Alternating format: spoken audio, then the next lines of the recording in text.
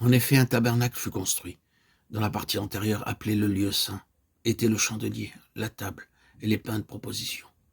Derrière le second voile se trouvait la partie du tabernacle appelée le Saint des Saints, Hébreux 9, 2 et 3. Le sanctuaire était une habitation pour Dieu.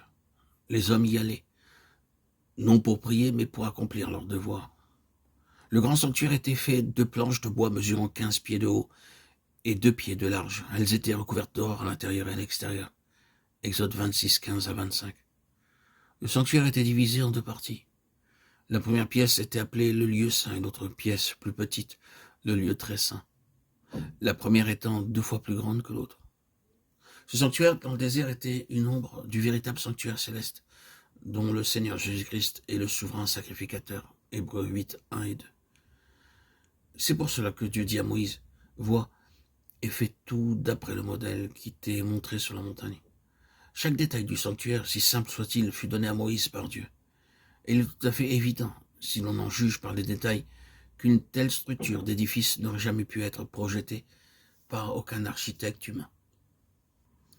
Celui qui vaincra, je le ferai asseoir avec moi sur mon trône, comme moi j'ai vaincu, et me suis assis avec mon Père sur son trône. Apocalypse 3, 21. La partie du sanctuaire appelée le lieu saint nous parle de la vocation terrestre de l'Église. La partie intérieure, le lieu très saint, représente la vocation céleste de cette même Église. L'Église du Seigneur Jésus-Christ possède ce double service. Les deux doivent aller de pair si nous voulons que le plan divin pour l'Église se manifeste. Voyons d'abord l'aspect de notre vocation céleste. Dans Apocalypse chapitre 4, Jean reçut une vision céleste. Il vit dans le ciel un trône céleste et tout autour 24 trônes. Puis il vit un arc-en-ciel autour du trône et 7 lampes brûlant devant lui. Comme vous le savez, l'arc-en-ciel se compose de 7 couleurs, le violet, l'indigo, le bleu, le vert, le jaune, l'orange et le rouge. Dieu conclut 7 alliances avec l'humanité. C'est à cause de celle-ci que nous pouvons avoir part à son trône. Du trône sortent des éclairs, des voix et des coups de tonnerre. Devant le trône brûlent 7 lampes ardentes qui sont les 7 esprits de Dieu. Apocalypse 4, 5. Jean vit ces 7 lampes ardentes brûlant devant le trône et représentant les 7 esprits de Dieu. Il nous parle de la parfaite œuvre septuple du Saint-Esprit. Dans Romains 8, il habite le croyant, il vivifie, il conduit, il devient en nous le gage de notre état de fils par lequel nous pouvons appeler Dieu notre Père. Romains 8, 9, 14, 15 et 16 et 17. Il témoigne dans nos cœurs que nous sommes enfants de Dieu. Il intercède pour nous selon la volonté de Dieu. Il nous aide dans nos infirmités, nous donnant la puissance pour vaincre toute faiblesse et devenir ainsi plus que vainqueurs par celui qui nous a aimés. Romains 8, 26 et 37. C'est en vertu de cette parfaite œuvre du Saint-Esprit que nous parviendrons au ciel, en vertu de l'œuvre de ces 7 lampes ardentes, de l'habitation du Saint-Esprit en nous, dans sa plénitude.